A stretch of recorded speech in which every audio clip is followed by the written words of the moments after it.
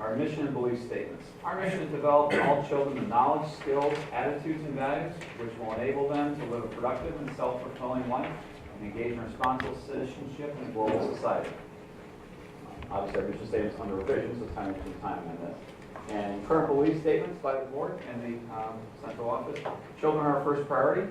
Educational decisions and actions should be based on best practices in the field of education. Partnerships between parents, educators, students, and the community is important for student success. All children can learn. High expectations and accountability for all. Educators should provide varying experiences and instructional opportunities to meet students' individual needs. And schools should provide safe and productive learning environments based upon mutual respect, trust, and cooperation. I'd be remiss if I kind of begin with the, yesterday we were at capital, so it's kind of fitting. The state of Connecticut current budget and concerns. The district is working close to our elected officials to continue monitoring our state budget process. We are looking at some of the data we've reviewed. There is some projection on the new ECS formula. We do see the possibility of $1 million to $1.2 million coming to Danbury this year. We met with the delegation yesterday with our lobbyist and the mayor. Hard to predict this one has to be voted obviously and run through. We're told the governor's budget will come out February 20th, and the Vermont budget will come out. So at least we'll get some ideas on what the ECS looks like going forward. But if they do follow the formula, at least begin to model that formula, there should be some additional dollars to come to Danbury. It will come through the Alliance grant, the same mechanism they come through today. Key budget elements. Enrollment. Obviously, the board knows well about enrollment growth around the city. The impact of additions, the current portables, so the seventh, now growth to the 7th grade at Westside, the growth at Danbury High School, an overview of our Alliance grant, the overview of our 19-20 budget, and address the ongoing needs of special education or bilingual population. Just a footnote too for the board, when we modeled the 3-year budget, there was some adjustments in contractual raises, so you're going to see some different numbers and variations. That wasn't necessarily a final proposed number. Enrollment trends.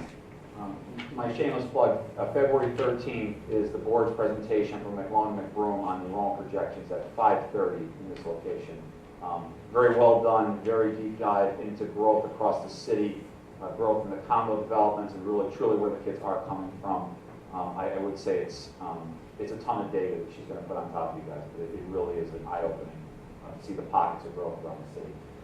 Current trend, everyone knows the state of Connecticut in general as a whole for student population is declining, but Danbury is truly bucking the trend. We're like 1 of 3 growing each year, so we continue to see that growth going across. This is the current history going across, and again, kind of amazing growth. 5.7% over the last 5 years and 13.2% over the last 10 years. Just sheer amazing growth that is happening. Even the demographer said she spends more time on our data because they're so amazing on the growth. Where everyone else is declining, trying to figure out what to do, and we're definitely on the other side. This is a small, my teaser slide related to enrollment projections the board is going to see on the 13th. I would say on the low side, you'll see flat growth going forward, but I will say we've typically been closer to the blue line on our trajectory than the middle. So I would say, again, heading towards that 12,000 number going forward. So again, continued growth, about 1% to 1.5% a year, give or take. These projections don't do anything about the matrix projections. That's not final yet, so we didn't really put that in there. So again, kind of more to come on that, but just a little intro on that.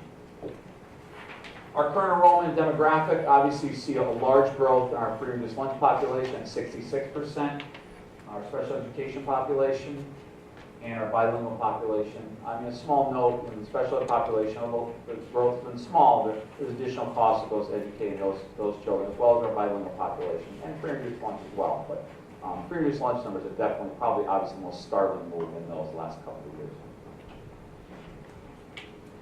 Cost per student.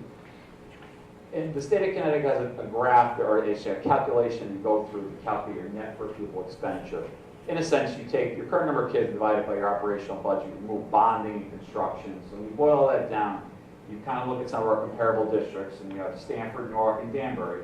Danbury being the blue line, about 12,750. And obviously Stanford and Newark are on the blue line, represents the state of Connecticut. That's about 15,800 is the current state number. So you can see how Danbury has lagged. I mean, obviously the problem with this is as you grow enrollment, you dilute your dollars as you go through. So I mean, this clearly speaks to the ECS challenges we have. I mean, the city of Danbury is still paying about 65 to 70 cents on the dollar, and the state needs to truly make up their portion, which they have not. So definitely an interesting site. We haven't wrapped that out in quite a few years, so it was really kind of eye-opening.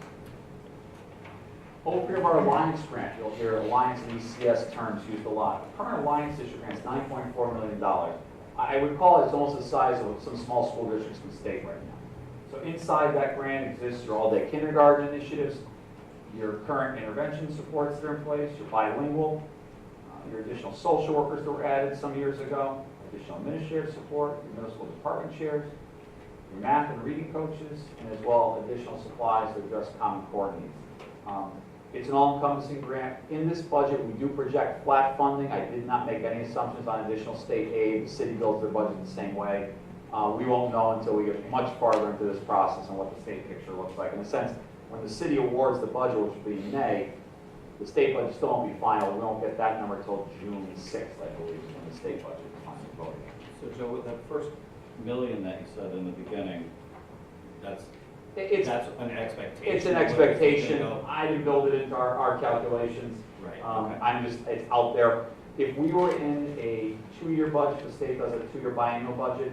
If we had that, I would say, you know what, there's a model that's got us getting an extra million. I feel a little better about that. In a sense, they're voting all brand new stuff. You've got OPM is all brand new. The Office of Budget, I mean, those are all new committee chairs. So I sense, I think it's going to go up, but again, you know, I don't want to base a budget on thinking hope.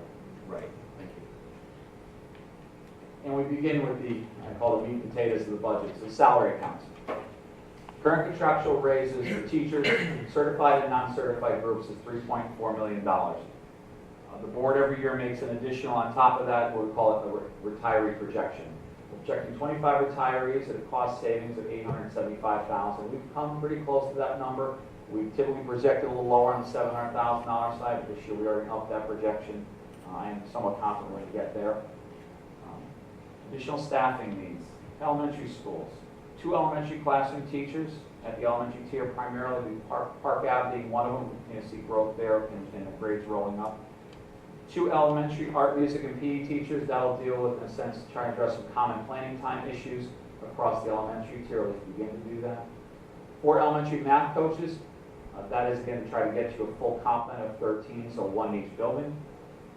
Increase intervention support and teacher coaching. A Park Avenue assistant principal, that's currently is funded inside of a grant right now. We'd like to move that money out and then allocate some more additional dollars to Park Ave. That building, as you know, is about $635. Dr. Sal. Dr. Sal, copy there. Middle school. We are also increasing a half-time middle school math intervention support. That's at Broadview and Rogers. You have 1 middle school safety advocate. We do think that's going to float around some between the middle schools to address some needs, and also it covers when we have issues with substitutes. That's actually 2.6 at Westside Middle School. That's the current 7th grade. So that's the roll-up as we begin to continue to fill out those portables. Our 8 classrooms that we have constructed there. 1 pupil personnel staff, that is going to be, we think, a social worker / guidance counselor model we're looking to address going forward there. Danbury High School, trying to keep filling the addition. 5 additional high school teachers. Obviously, they're just particularly the 10th grade students. We've added the 9th, and as students roll through and matriculate. This also speaks to the graduation requirements, the 25 credits, which Dr. Sells alluded to at several meetings.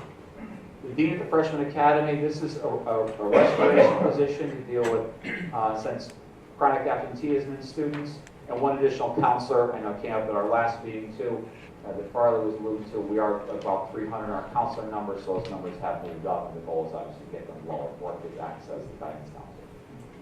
Special education staffing levels. We do see 4 additional special education teachers, 2 I believe at Danbury High School and 2 at the elementary tier. 1 additional preschool teacher, which is actually in the process of going into place right now due to the additional numbers in preschool. A special ed reading consultant, we do think that'll work with in a kind of a coaching role with teachers to help mitigate, and we'll also work with students as well, based on kind of Horton Billingham model. 2 speech and language pathologists do address high caseloads. We do see a lot of change in those ranks, particularly the caseload and stress on staff. Joe, sorry, that first bullet point under special education, you said 2 at the HS and 2. 2 at the elementary. Actually, 3 at the high school Oh, level, 3. secondary level, and 1 at the elementary. Okay. Staffing projections. In kind of the build-up, the 3-year model we put in place, and as you know, inside the Alliance grant, the additional $1 million that have to go toward, in a sense, new addition to these programs. So we want to continue to speak to, obviously we see increased high school staffing going forward, increased social and emotional behavior supports across K-12, additional elementary teachers, additional special area staff, art, music, and PE, and additional reading and STEM supports. Again, all this stuff kind of modeled around the additional ECS plans and growth in that grant, for instance, because that's the 51% is called substantially new, according to the state for application process. Salary and benefits, employee benefits. I always say this every year, but I will continue to repeat. The bright spot in all this has been the board's continued trend in the self-insurance and our continued claims. I would say because of both some union negotiations, our continued HSA, we continue to see good claim experience throughout that area. A 4.8% renewal or $1.2 million. I sat in front of this board my first year with an 18% renewal. That would look like $3.5 million on its own right now. So we still see good trend. These are early numbers. We continue to meet with Cigna today, as a matter of fact, on an employee assistance program, which in a sense will provide additional, like a hotline where employees can call if they have different problems, either work stress, things going on in their lives. Again, try to curb additional trips to the doctor and those sorts of things. Workers' compensation, we continue to see some small increases in that area. Not crazy claims, but there is a small increase really in the overall renewal. Service and fees. That budget comprises $5.8 million and has an increase of 6.3% or $351,000. The primary cost driver in that area are special education tutors. That is contractual obligations inside that line. We also are increasing occupational therapy support services, primarily at the preschool level. Transportation.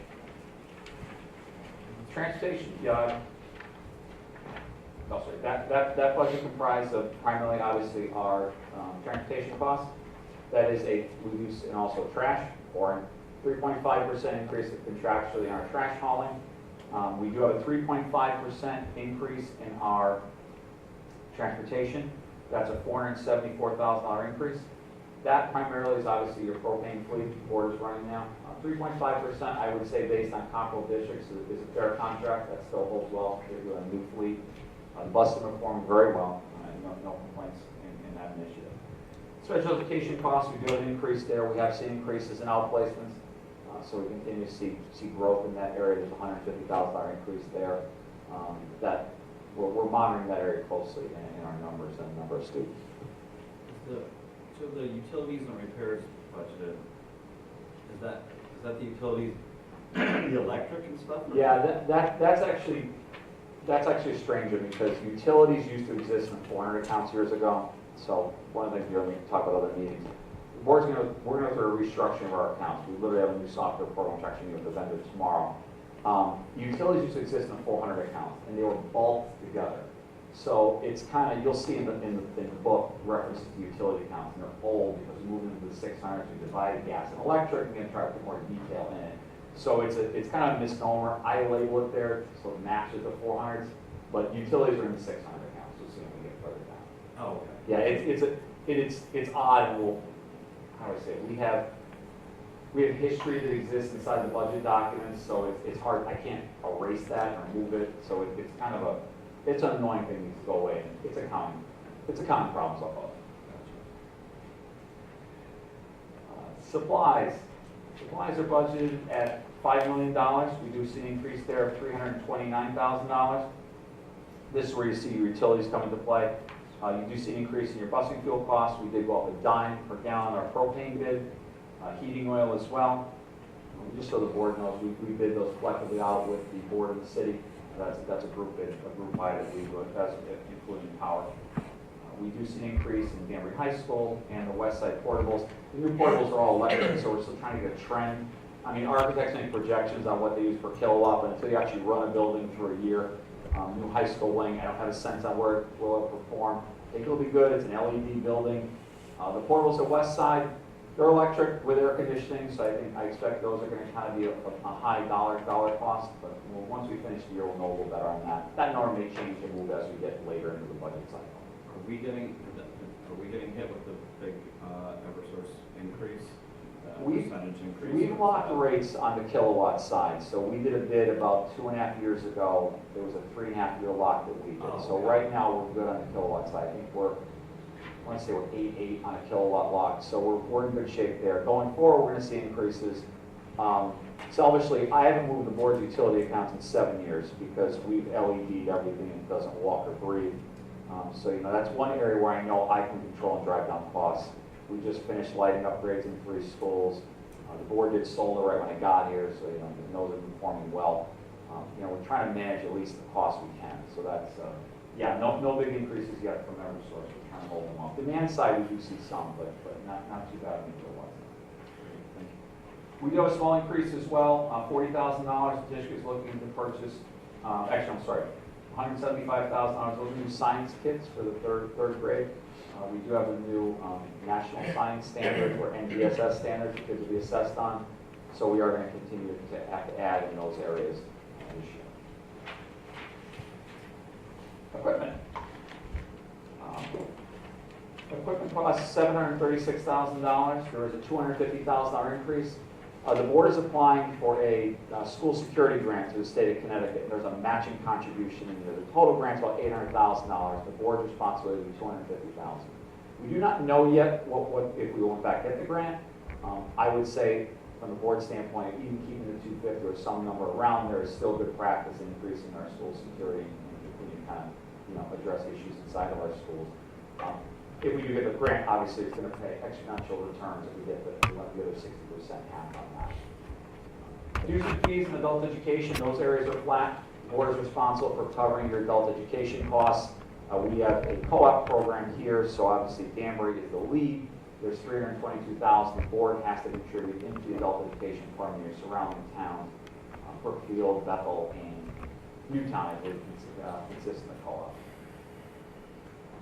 Joe, when it comes Yeah. to that item, it says adult education and bilingual. Can you explain that? Bilingual, there was a matching contribution used to exist inside that grant as well. That's a little bit like what Patrick was alluding to. There was a $70,000 contribution we had to make on behalf of the state grant. And we modified the grant, so in a sense, we just kind of bilingual teacher for the contribution. So it's in a sense representing the salary accounts rather than leave it down the lower accounts of contribution. Head Start used to exist down there years ago as well. We used to have $250,000 contribution to that. So total budget. So total comprised $490,000 for Danbury High School for the expansion, $1.2 million in enrollment growth and program restoration, giving you a total operational budget increase of, an operational budget increase of $5.9 million, giving a total budget request of $139,967,101, or $7.7 million request to the city. Going forward, upcoming dates. Obviously, the community forum on the budget we are working on now, a flyer for March 20th, we believe, at Danbury High School at 6 o'clock. You have the mayor's presentation, which he'll present his full budget on April 2nd. That's at 7 o'clock at City Hall. You have the City Council's ad hoc budget committee. That's usually about around the 15th of April, give or take. No date set on that yet. And also, the May 7th will be the official adoption of both the city and the board budget where the mill rate is actually set. That's 7 o'clock in the council chambers at the city. Our challenge: to provide quality education for all students, successfully pursue additional federal, state, and foundational grants to serve our students and staff, pursue regional purchasing and coordination efforts with the city and area school districts, to locate additional cost savings in contractual and general services, and to provide time and professional development for our faculty and staff. And that, Mr. Chairman, is Board of Education. Excellently done. I think Mr. Dabrasak is just waiting for a pen to sign off and it's all set. I don't think you have to worry about paying for the things that are essential. And I'll be honest with you, we have on the council people who are very tax conscious. And quite often, the increase in the millage rate on some people's part is more important than the increases in education budget. I'll be honest, I'm not both, I'm just saying, but when it is. You know this. I had some questions, but I think my questions could be answered privately, because I'm looking at a dean for the freshman academy. Well, how are you doing it now? See, I'm not clued in. Number of I years. can do this with the superintendent, not take anybody's time and ask these questions, or the assistant superintendent. Okay, and the thing is, we are operating with the 20-some odd rooms in the high school, right? You mean in addition? Yeah. And we are operating with the portables. Yes, Wes, So- yes. We have the staff, we're asking for new staff to cover in the future. So what I'm saying, just what is the situation right now? What is the class size? I mean, we have teachers in the room for the 25 or 26 classroom. You're going to sell. If you're going to sell this program, I think you just got to say, look, it's a question of class size. I mean, we're operating, but if it's staying around 24, 25, when you're going to say, I think there'll be questions like what I'm asking. Is what I'm saying. I think there'll be questions just like what I'm asking. And then, so just what is it now, basically? How we don't, who's taking, okay, there is no dean for the freshman academy, so how is it operating now? Just with a assistant principal or? Well, right now, 3 years ago, we reduced the deans. We had the deans. Where's the microphone? Oh, I'm sorry.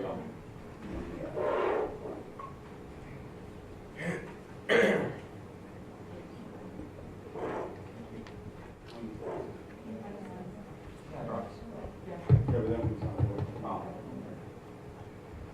Yeah.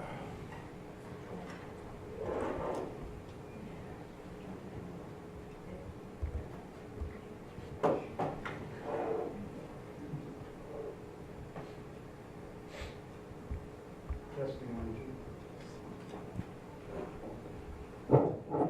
Hello? Yeah, you're on.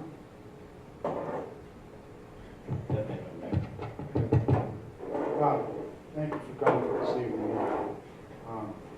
A few years ago, we reduced the dean. We had added in the Alliance grant at the time, the CS grant at this time. We had deans working at the freshman and the upper school.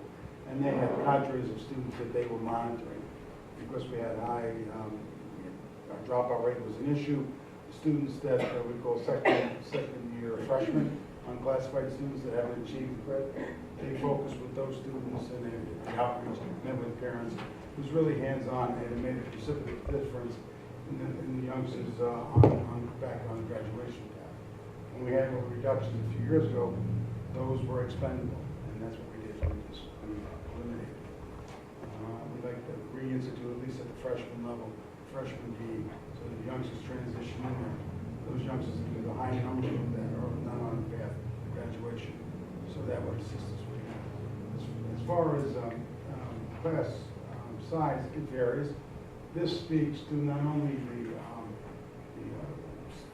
maintaining class size that are reasonable, it speaks to new graduation requirements.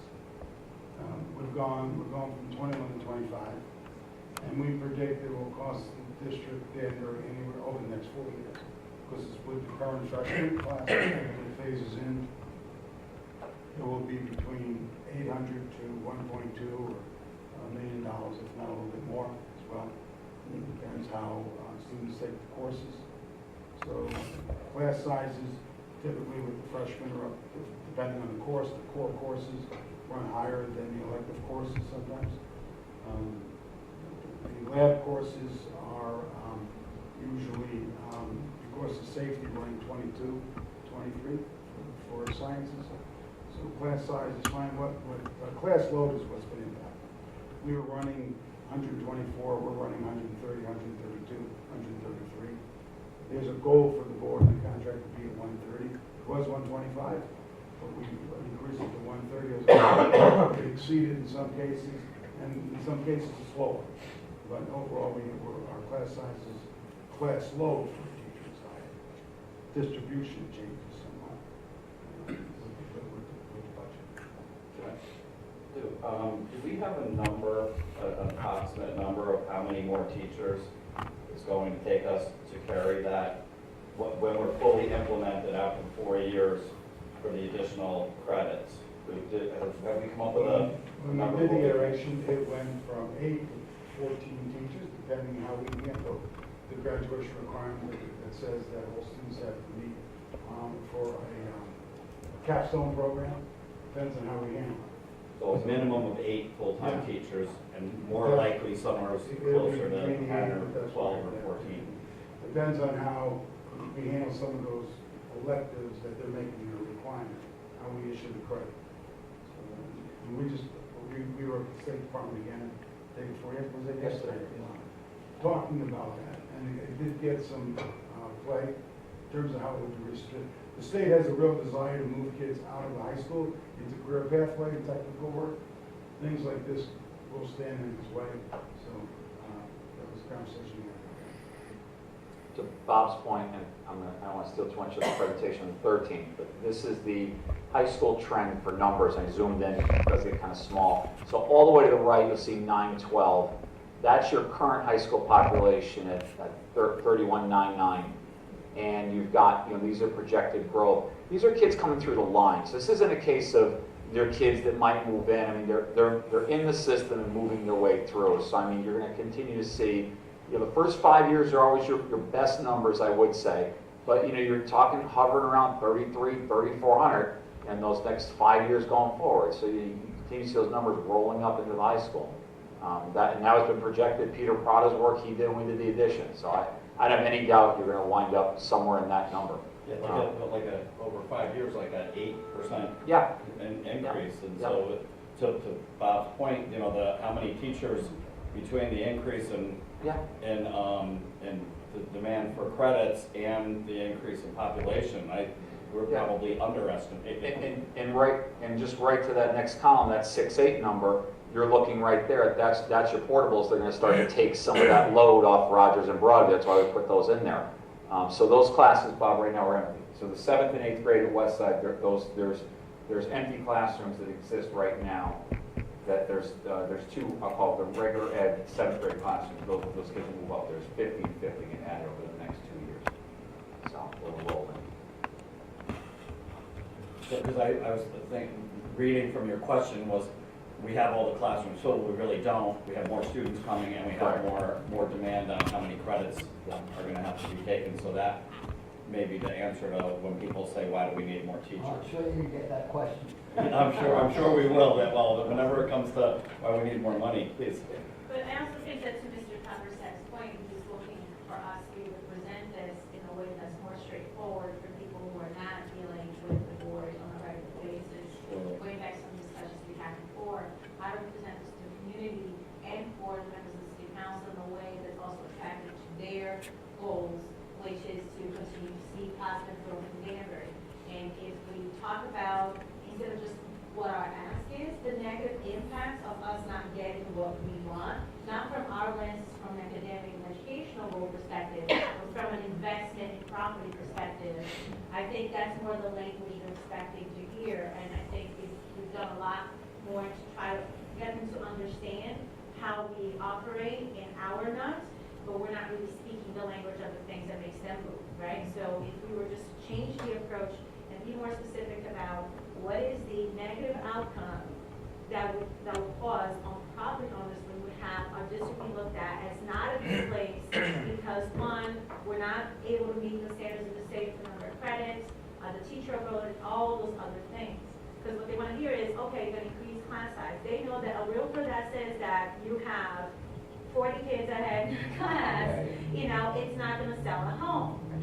Yeah, graduation rates dwindling. So I think that we should just go outside of our box and more into their box when it comes to presenting our budget so that we can finally get some sort of a sense that we are the other half that makes the increased growth be a positive thing. And if we're not supported, then this is gonna start to really kind of.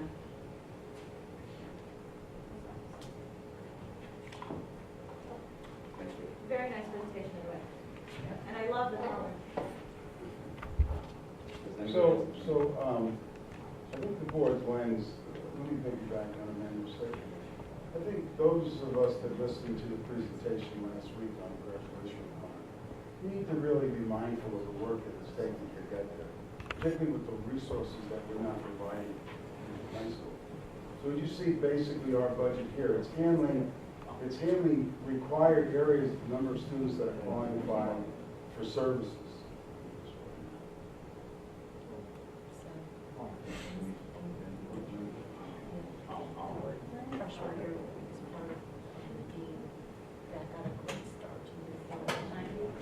So, the studies that we're doing now, last year we had a literacy committee meeting, so some of the board members. There was a real issue about our reading program, how we were servicing students, so we set aside the committee. And it really took on the life of its own to the positive, where it really gave some great success.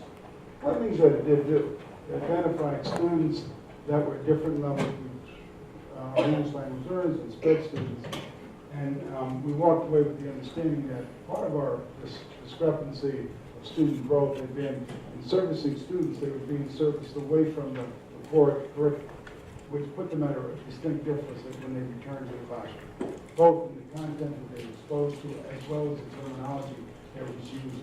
So we've aligned program, and we've been very mindful of assuring that kids remain in the classroom for core. So we're doing core plus more. You'll hear that sometimes, which means we're going to give core plus more. We also put some services to that core plus more, and we're building to that. The most recent study that we had was talking about, do we have enough folks to really service our students? Well, technically we're moving the law, but I would say it's not good enough. We need to do much more than what we're doing to really do the job that we say is that first goal, is that we're going to service all students. That up there as the first bullet was mindfully put up there for that purpose. And to do that, we need the resources that we have just to move that forward. So aside from the mainstay of the core area for our regular ed kids, the support services that we're intervening with really have been very costly. What does it do for us? It retains our own students, it decreases the number of students that will need remedial work, and also puts youngsters on a graduation path that's even with other students. Those are all things that we're attempting on doing. But it is costly. I don't think it's a budget that's out of whack. If I wasn't here, I apologize for being a little late, but you did have that one chart looking at our number in terms of our overall. Yes, I mean, you know, some people say it's a badge of courage to have that. Well, you know, I argue that it's on the backs of a lot of our teachers and our students.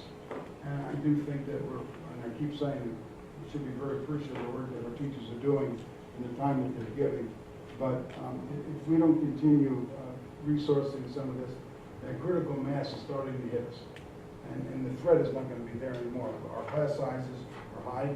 Jim knows now we're working on some issues in terms of numbers of classes in classrooms and trying to keep them to our goal level, and we're being challenged. And we're also having challenges servicing students outside the classroom and giving them their core reading, their core mathematics.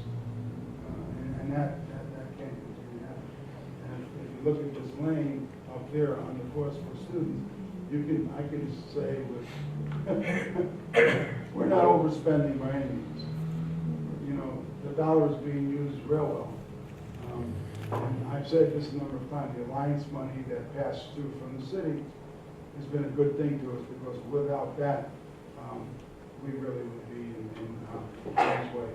Joe must have mentioned to you, there's another $1 million that will be added to the 9.2. 9.4. We'll make it 10.4, but we did not account for that, only in fear if we would account for it and it wouldn't come to fruition, that would really jeopardize our position that we're in. So we're going into this cycle without that as a as our bottom line. And we will not know that. I didn't even get clarity yesterday on that. Wait, before you walked in, February 20th is when the governor's budget gets released, and then they won't, by the time they're done voting, it's June 6th, so we'll know more then. Yeah. A little bit, kind of maybe to Emmanuel's point, a little on the needs. No, a little bit. So when you look through this, for example, I mean, I'm not trying to give away the whole entire presentation at 13, but these are the new condo developments. Let me zoom that in, get that nice and big. So those are the new developments around the city. So there's where you're seeing, those are just 3 developments that exist in the sense where those kids are actually coming from. So Abbey Woods alone, you have 80 students that are now in your system. You've got 27 in Arlington, and there are 23 out of Sterling Woods. So, I mean, you start to see where some of those numbers are coming from. And those are just 3 that exist. There's other stuff on the docket, and that's all part of the presentation coming February 13th. That's the language I was talking about. Yeah. That's those are key things that exist that are happening. There's no doubt about it. And that's your growth. Mill Ridge Primary, we added 2 teachers this year, K and 1. Numbers increasing there. I mean, and that's going to move up and roll through. So that's just part of the.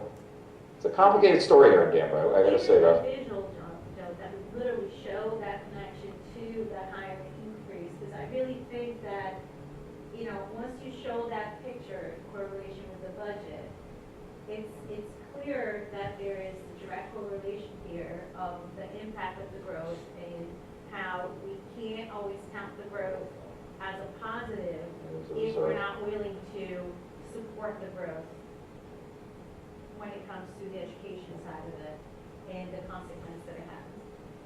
Yeah, those are the numbers. Those are the numbers. That's the reserve. She then kind of future projection on that. Possibly 61 students coming out of there. And Give away enough, my I friend. believe in this budget, Joe, we didn't have a bus, correct? No, we didn't have us, Dr. Sal. Those usually happen. I mean, that's usually a September problem. Same with the rest of the growth. One of the reasons why I raised that is as these developments disperse across the city, and transportation, Yeah. no longer we have to intervene with more buses. I mean, all this all impacts. The lens can't be less worried about the roads and the lights and parking lots. It's going to impact the students in a greater sense. And that's not like a direct correlation. 61 students doesn't mean we have to put on 1 bus. We may have to put on a few buses. Yeah, we go through some of those developments. There's a few. They're private/city roads now. We actually got the clearing from the city. They built the city spec up there, so we do run some buses in around up there. It's definitely grown significantly. Like you can see it on Mill Ridge and King Street too. That's where you're seeing a lot of your growth, right on that side of town. There we go. The other piece just to highlight is preschool, which is an indicator of the kids coming into kindergarten, and it's looking mostly at our special needs students. But over the last 2 years, it went from 117 to 160 in 1 year. So, I mean, that's pretty significant. And just to add another point, I think it's interesting when you put all of these data points together. It's the myth out there and the idea that the growth of the immigrant community is the culprit for the high cost, this and that. 'Cause when you're looking at those developments, that's not the story that it's telling, right? So I think it's very important to balance out what's out there. That is, yes, we do have a large, diverse community, but we're not talking about just, because it's very easy for us to put people in certain communities into a box and kind of label them as X, Y, and Z when it comes to income. But I think that tells a better picture that it's not just about that, and there's growth coming from areas that could afford to help us understand how we're going to achieve the same outcomes academically at the same time. Well, what's interesting, the statement made a few weeks ago, the kaleidoscope of our enrollment of students that blends together, 47% of students within the district. I mean, that's just a plain fact of it. There is a correlation to the assistance they need, but they are student body. point that the other number that is a direct correlation to student assistance and respect for that piece of it is poverty. And your poverty level has gone up exponentially. What's it, Joe, 53.4? 66. Yes, very up. And you've got some schools at 90%. I don't, you know, they could be Italian, they could be German, they could be French, they could be, if that poverty level is going to be that high, you're going to need assistance. There's a direct nexus to each of these. So it's, you know, I hear that argument and it does disturb me when I hear that at times. Our kids are, as I said before, it's on the back of the teachers, after school, during, what they do during the school day, how they work with our students. Teachers have to make choices about how they're going to use their time. It may sound perfunctory, but to keep everybody on pace, to differentiate for kids that need help because it's just in time, and make sure they're moving on is quite a talent. And takes a lot of work on the part of our teachers. And that's our enrollment. This is just a fact. If our enrollment was 47% Latino and was it 39% non-Latino, and 20% and 39%, by the way, are speak a language other than English in the home, and our free reduced rate was 10%, we wouldn't be talking about that. It's not about the ethnicity. It's not. It's more about the other. So, you know, that's the story we have. It's a good story. It's our richness, but that's the story we have. Mr. Lee, you missed all the good parts. Hey, Just sign here. You love it all. It's all. It's all.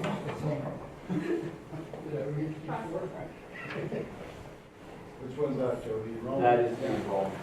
That's your enrollment data over time for your demographic.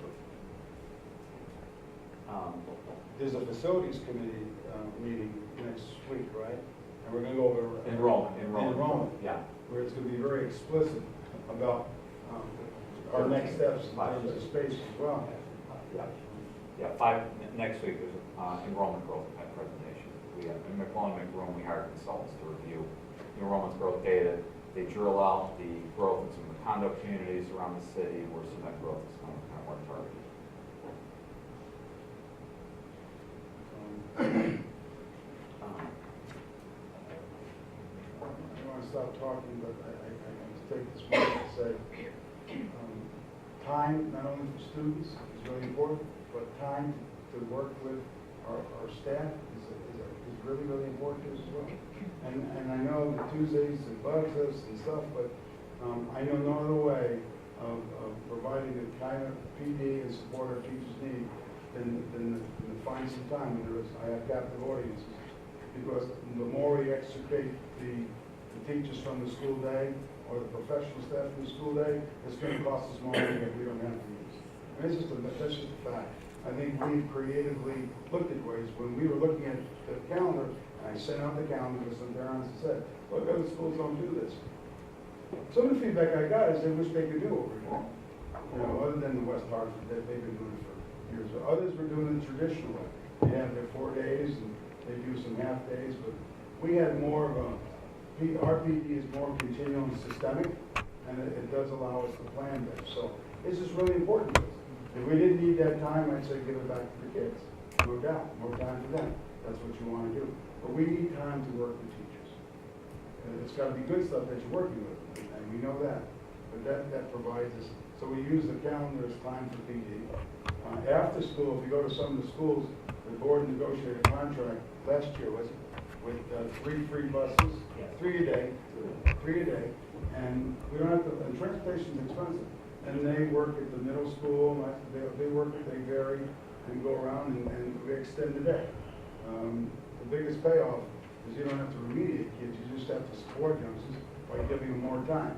So we give more time after school, and the buses, the board's contract you negotiated, we don't have to pay for it. It makes a big difference. It spreads the money.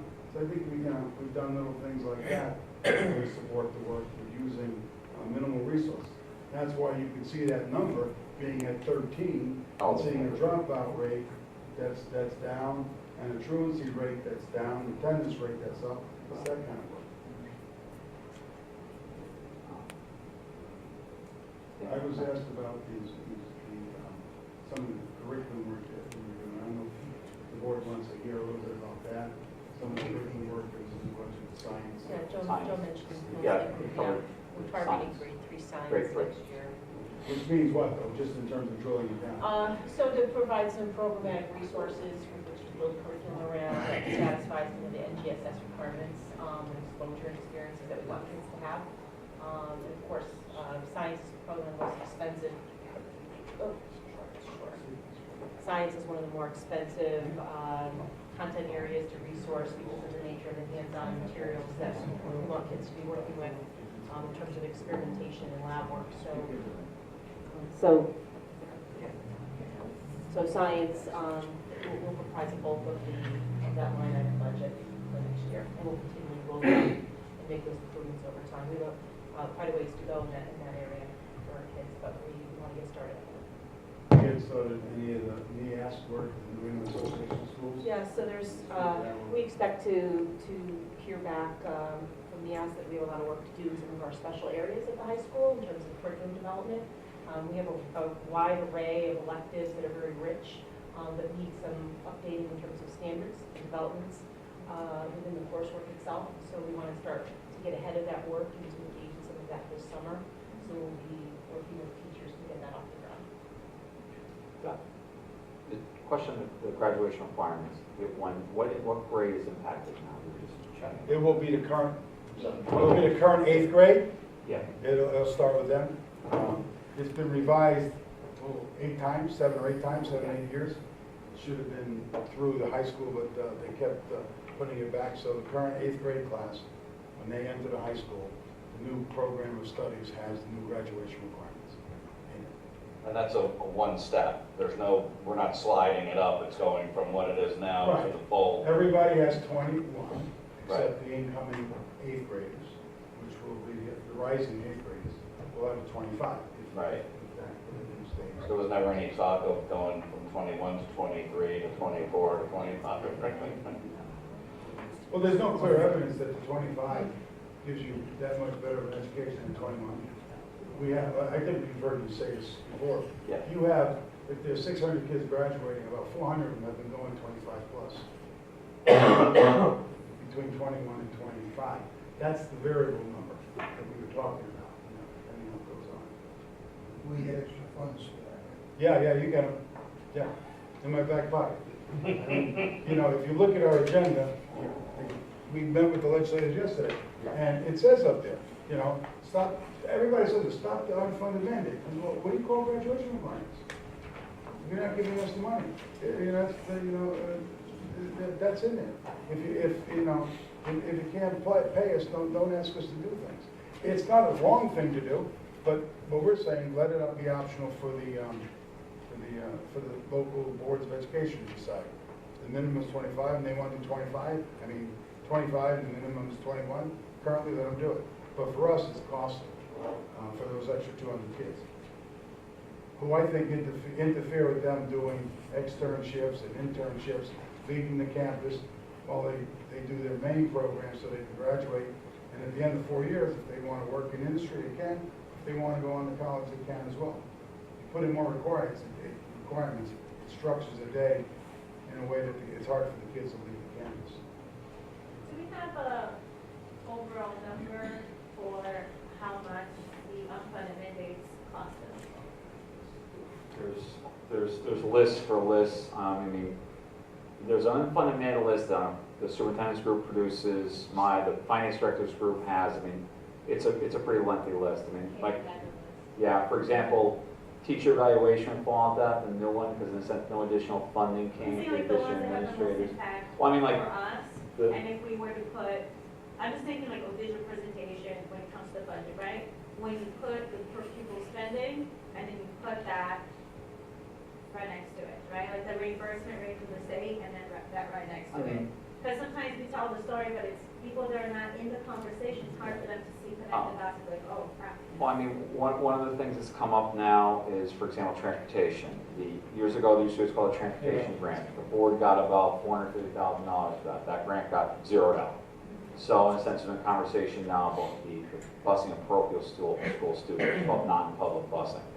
there's some bills flying around the ferries about that. So, you know, there's no funding behind any of that money anymore. So there's a pretty easy list to put together to a few larger. I mean, special education, I mean, we get excess costs, we'll see funded at 100%, they funded at 65%. I mean, you know, see, the city of Danbury probably misses out on $800,000-$900,000 just out of that grant alone, I mean, easily. So, you know, there's quite a few that they can go on, but yeah, go ahead. I'm sorry. No, go ahead.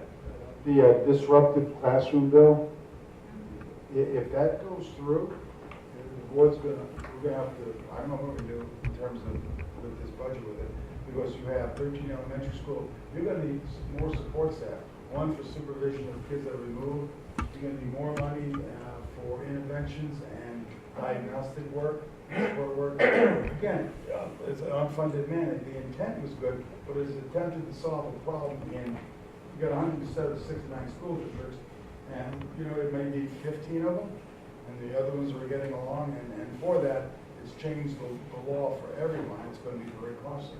That's not in here. I mean, in terms of what we need at the elementary.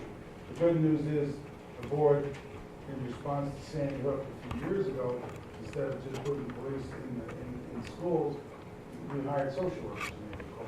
That's going to help us a little bit, but they're in every school. But they spend their time with a rising number of kids that are in special education. You know, so it's a kids IEP, that's where it goes. So that's a bill that we're arguing against.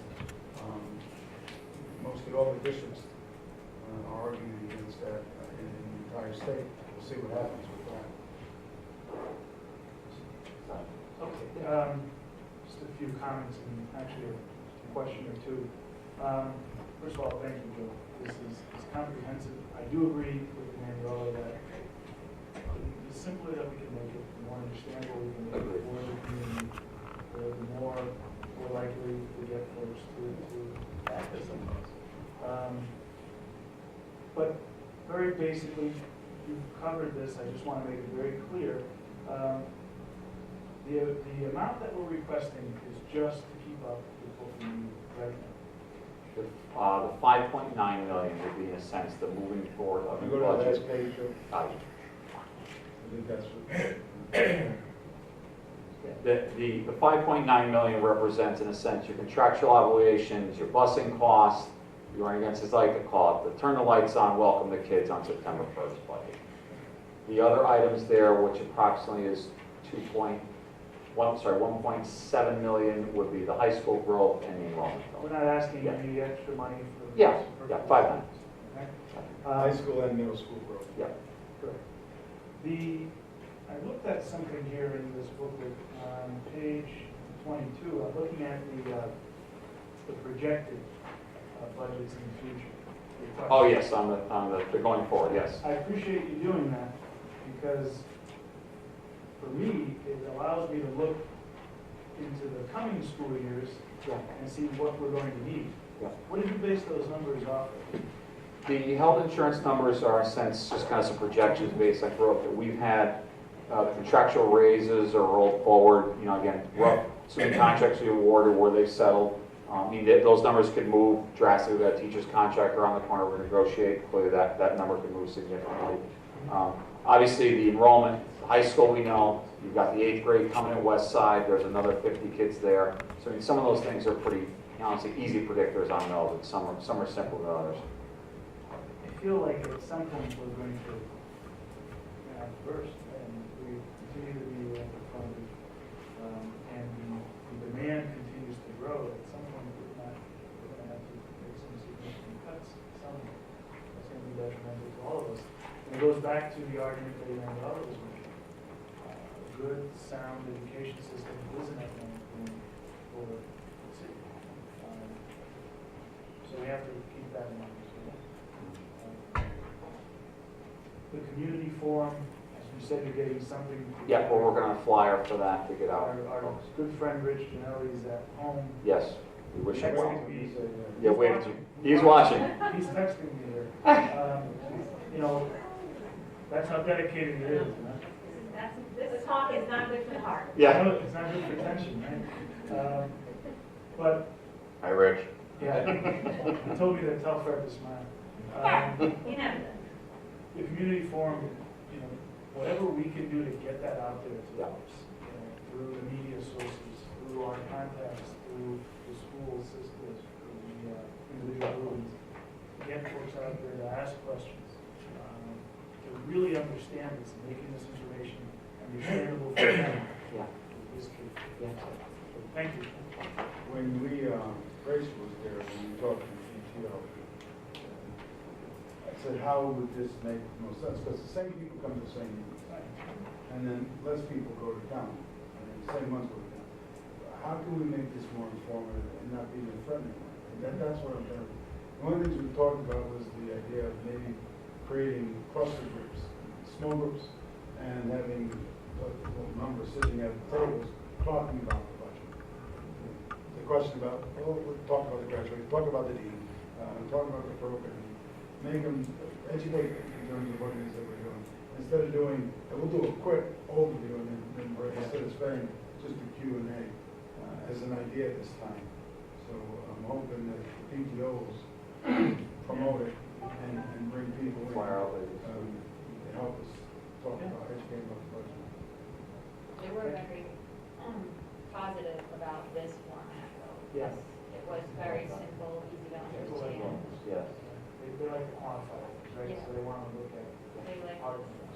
And the point that you brought up, Joe, I was having a conversation about that with the busing and the unintended consequences of them talking about cutting the busing for the parochial schools and whatnot. And I was having a conversation, so well, we got to do that. And I said, if you cut that and they can't carry the burden, and they close the school, then we have to absorb Well, yeah. not only the busing costs, we still have to bus them. We have to bus them to our school. Or a parent might, if busing goes out, it might be a challenge to them to get that child to that school. I mean, they might come back into our schools. That's exactly it. It- If enough of them leave That that would school, sort the of- parochial school, they'll close it because most of them are running on shoestrings anyway. The- If we are, they certainly are. The non-public bill, I feel like it's been proposed a bunch of years up there.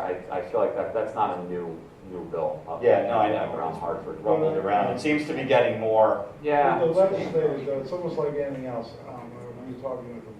These bills come up, not so much, it can be for the expense side. There's some discomfort. I mean, some towns don't have the relationship we do. Our people, our non-publics, run with our schedule. That makes a big difference. Oh, yeah. So one of the things we said, if they want to fix something, they may want to put in a bill that if a district provides busing to they have to follow a calendar. It's pretty simple. And if you don't follow it, you can really spend a lot of money in terms of putting out buses on days you don't have buses. Our folks run the same schedule. So, maybe they need to tweak it a little bit. Yes. That'll push down some of the anger. Because you're right, there is an impact. Well, the other side of the coin is there's a few districts that probably wouldn't be overly upset if the parochial schools closed because they have empty schools. We're not one of those districts. Like, we don't want Well, that conversation's going on with regarding regionalization. the form though, can Yeah, we make that's sure good. we have translators available that day? So if we are going to make an effort to get more people out there, that we have the equipment there in the day and we have translators that day? Just to, Spanish and Portuguese. No, We can do that. We No can do that. volunteer? Okay. Let's tag team. I also think, looking at page 15, which has got, all these other school districts on here and what they've been spending per student and, how that compares with what Danbury's spending per student. That to me seems like a really important thing to call to people's attention, especially at the forum, so they can see how our district is supporting students compared to other districts. Because there's a big gap there, and they need to be aware of it. I think if they knew that, if they saw that number right in front of their faces, that would be pretty persuasive. We can do that. Does anybody else have any questions for Ashley? We continue looking for ways of reducing that. Kelly has done a young job in trying to put programs in district at some of the special education that we're working in the high school are, tomorrow morning, we're meeting with the school district. Actually, in this room, we meet with the area superintendents and finance directors to discuss more, cooperative purchasing and regionalization initiatives that we can. That's Bethel, Newtown, that's basically we're all in Milford, Richfield, the whole area. We've been meeting now about every 2 months or so, looking at sharing some busing, some special education busing runs, as much as we can, but truly drive down some costs. Yeah, just a point, I mentioned this to some of the legislators. I remember there was a forum about having like a state fund for catastrophic special needs cases. So that it would be drawn from the Swiss, because I guess it'd be contributions, but it would be, each one sort of goes on their own now. And I was wondering, has that been brought up or not? Again, because to me, it made a lot of sense. There's a proposal. Because those are the things you can't predict. There's a proposal for a new funding mechanism for special education. It's almost like an insurance policy. But the problem with it, you put your money in, and then let's say you have to draw from it. In the following year, you have to provide that much more into it. Okay, so it does make it more predictable. But it doesn't get to any of the systemic problems we're having in terms of identification of students, the burden of proof, things that are exponentially making the thing cost more money. So if it goes through, you take Danbury. I was telling Joe yesterday, for us, we have money in the budget for excess costs up to July 1st. Okay, we have a fund. How much more do we put in for tuition? About $150,000. And we're hoping. It's one student, it's one out of district student. We put that in there. If after July 1st, someone comes in, there's where the state now says you have to spend 4.5 times your per pupil expenditure. If we had 13,000, you're spending that 52,000 before they're going to reimburse you in this current budget. Well, the new deal is that if they don't give us the money, Danbury next year has to go, not only do we have to put money in for the tuition that we know of, we got to put money in for the unanticipated amount that Danbury schools didn't receive, but the town received.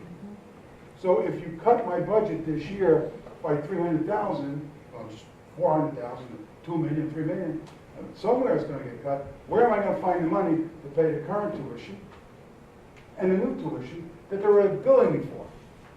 So it doesn't solve a problem. It just kicks it down the road, makes it predictable. We're saying, try to solve the problem.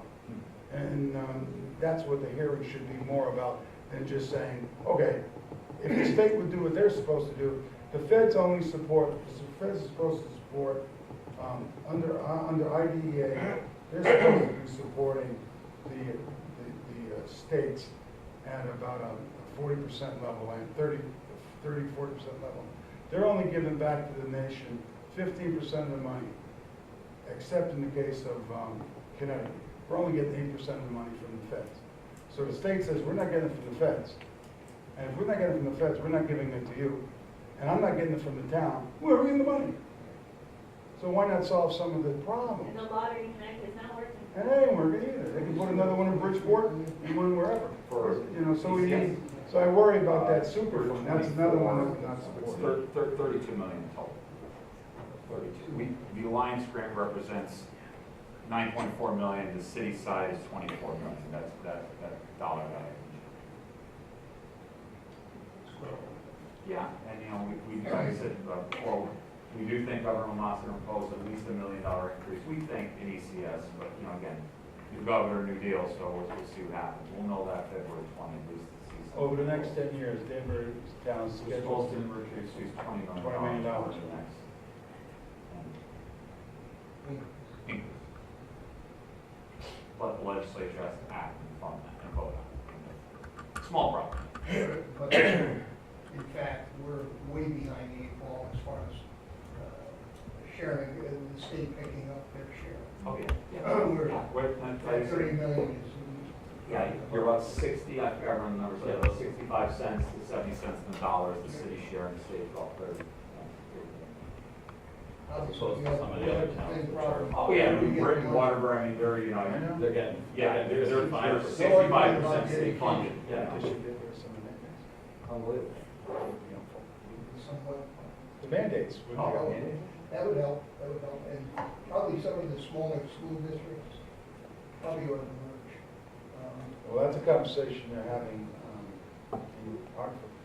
They have some 65 students in the district, so. The other thing that we talked about is whether, last year, it's that theory that you had about once things start rolling. That works. I'll talk really loud. Once things start rolling, the proposal last year to push a portion of the teacher pension costs back to the cities to fund. The theory being that you negotiate the contracts, and based on what you negotiate in the contracts, we set the pension number, so that cities and towns start absorbing some share of the pension. That didn't get much traction last year, but I think you'll see it again this year. You'll continue to see it until there's The only thing something. that happened, I think, our contribution. Went up. Went up. Right. Right. That did. But It went up, there's a it went up more and then they massive- backed it down a little bit, but I forgot Right. what it wound up being, Yeah. a little bit higher The than. mayor brought that up at our meeting yesterday too, that's always a concern to push that cost. And it looks like, some of the alternatives that they looked at, like, selling some of the state property, that those are not gonna be effective avenues to try to defray the pension costs. So there really is not a lot of hope there on how that's gonna get funded. So it continues to hang out there. Yeah. I came in late, this is like my sixth budget. Yeah, you're After 6 years, and if we put the one from 6 years ago, it's gonna sound the same as today, because we don't have any money. But, after getting, like, the presentation and, verbiage that the community understands and how it impacts, and we do all that, like, what is the average, like, what does the parent do? Do they come to city council meetings, do they write legislators, like, how do they do, what do they do to help impact the outcome of the budget? I mean, that would be like a joke question, a moral question. More people do it a long time, so you know the ins and outs. So after we get everybody to understand the need and what the needs of the school district is, like, what do? Do they speak up at a council meeting? Do they go, write their congressman? Like, what do they do? I mean, any suggestions on? Because you get the same people coming to the same things, and they all know the need, and they don't know what the city needs, but it's getting it to the next step of, and that's been our problem for, at least since I've been around for the last 6 years, is that we all understand it, we get it, we know you need, you guys understand it, Now you're smiling, Brett? so so I guess that's the question. I know community outreach and stuff, so what do the average parent do? What do they do after they understand, we need this money, if we don't get it, there's gonna be cuts and the district's gonna suffer? What do they do? Just read something that had a scale, and it talked about way to influence individuals in terms of lobbying. And the highest form of influence is one-on-one. Highest form. The highest form of influence. Because we go to the meetings and So talk to it's, parents. I think the parents were talking, and there was some good stats behind it. The next one was speaking, having someone advocate for us. Okay, one individual going and speaking for us. So take that model, and when we talk to the parents the other day, in terms of we have these clusters and educate them, someone said, well, then I guess what we'll do is just call our individual, I call them selectmen, but our individual council members, and talk about the budget. Have a conversation about what it means.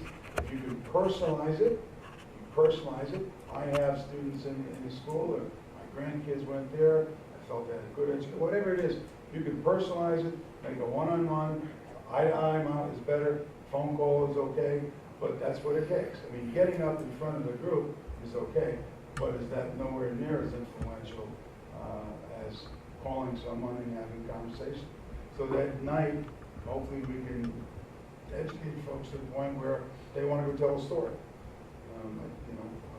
I think anybody looks at our numbers in terms of how we're spending it, I would challenge anyone to say that, you can always spend money better, I get that. And spending money doesn't mean everyone's going to achieve, but I think we're doing a pretty decent job of that, as evidenced by high enrollment, the number of kids that's succeeding, so they should just tell the story. That would be the best. Pick up the phone and go to and say, you know, what are you doing? You know, there's a crack in my driveway or my street, I want to get it fixed. People know how to do that, but how do they do the same thing about school? Right. And that's what it takes. You know, I think a lot of when going to the PTO meetings and stuff like that, and parents come up like, oh, what do we do? I mean, you know, the state thing's a state thing, we're asking the city for help. And the state thing, with parents going there and speaking, does make a difference too. So I think this year, going up there would help us on some of this stuff. Right. One of the good things we did was employ some lobbyists. Yes. But if we could get rid of some of the unfunded mandates, that would free up some money within the system as well. I don't know what the dollars and cents on that would be, but that would certainly be something that the state can do without, they have their financial problems, obviously. The city, you know, we have ours as well. People of all angles are screaming for everything. Talk about bad roads, you know, it costs money to fix it, because allocated $1.7 million to that. Try to take care of that. But, lobbying the state to get rid of some of the unfunded mandates would be. Well, the special education's hitting everyone, and Kelly can tell you, they have this thing called burden proof. Burden proof only exists in 3 states. In every other state, it does not exist. It's an administrative regulation. And Connecticut has not taken it on because of the advocacy group. You all have deep pockets versus the parents, and the legislators think that you ought to be paying for attorneys and everything else. And sometimes, legitimately, you know, things have to happen a certain way, and people are pushing on the wrong buttons. But generally speaking, you try to do the right thing for youngsters, and parents want the best for their children. We get that. But the district's obligation is to provide adequate services. And the two shall never meet sometimes. So what the state's proposing is put a panel together of parent advocates, administrative board advocates, and some experts, and present the case there, right? And then they make they take a disposition, make a decision, make the recommendation. How much would that say? Because what you don't see, hidden costs is, when you go into these things, you pay for all of it, so you wind up negotiating. You negotiate down, and there's a lot of money being thrown out that shouldn't be thrown out, to lawyers that shouldn't be thrown out to them. You know, they do their job, but they don't have to be doing it that way. And we're hoping that that gets some support. That'll make a big difference. Things like that, you know, that's been falling on deaf ears. It's simple. Just a quick thought. Maybe Mr. Tarasak or Mr. Levy can answer my question. I'm strong enough. We're trying to get you out. I hear you, Brian. There's always been an education committee from the city. Have you formed that committee already? It hasn't been appointed. It hasn't been appointed, and at some point, that committee and the board will sit down and go over the budget. Am I correct? And I think it's very important as we lobby all the other people, the parents, the PTO members. It's going to be very important to us as a board and other people to sit in on the meetings when that education committee and the board meets to go over the budget, because those are the people that's going to say yes to the final dollar. And that's those people that's sitting on the common council. I don't think anybody's against good education and says that we're providing bad education. It's strictly a case of providing the resources to get it. So the council is not your enemy. Okay? It's the reality of where do we get the money and how do we allocate it. Education is the top priority in the city. I think another angle too is when you look at, you know, when we talk about what Ralph was saying, create a critical mass of parents advocating for the budget increase, and then a combination of Gladys is saying of sitting down with the council, and as we know, all elected officials, if you have more people sitting base saying, you know what, I'll take that hit because you have more concerned parents that have children calling you versus property owners that don't have children in the system saying, this is what I want, and I'll be willing to take into consequences for the long run because of this. So I think it's a two-way street, but I could not agree more on something you said, is that we also have to internally understand that if we look at each other as enemies and one wanting to not do what the other wants, that's also not going to move us forward. So we all want Danbury to continue to grow, and we want that growth to be a positive thing for both sides.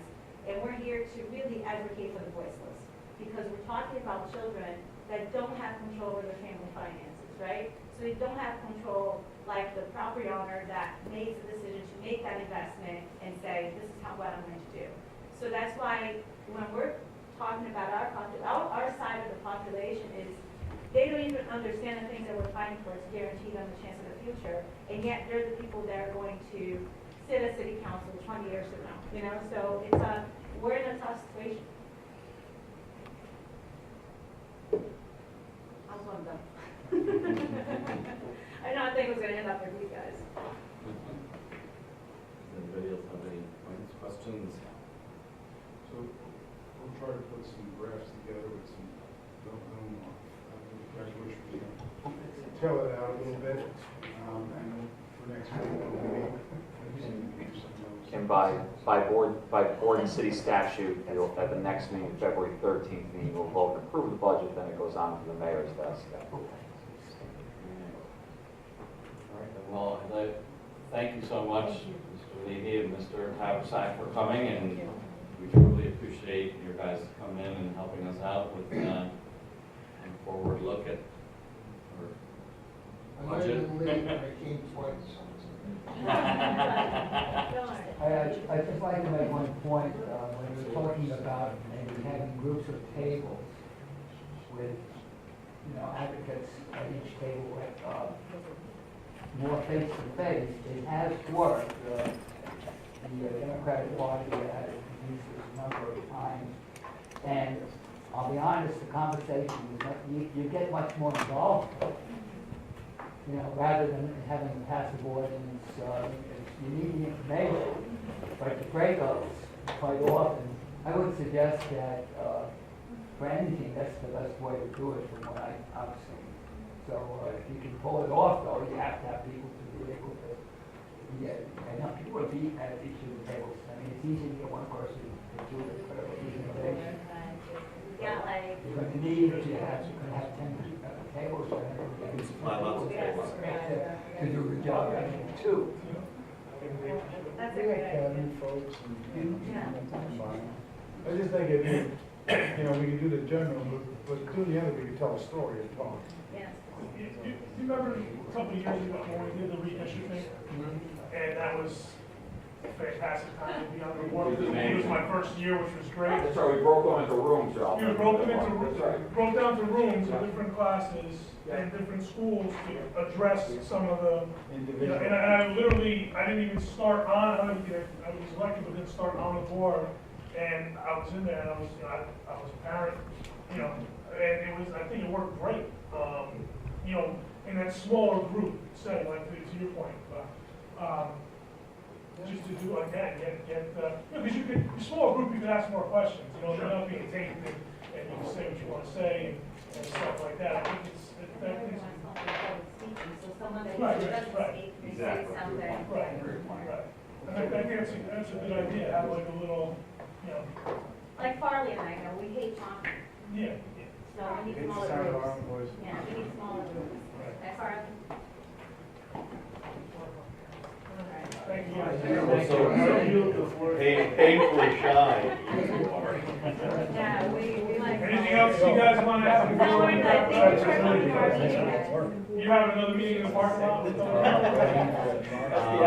have to look, because I know we're starting the meeting, next meeting at 7 o'clock, but we have something, or Yeah, something.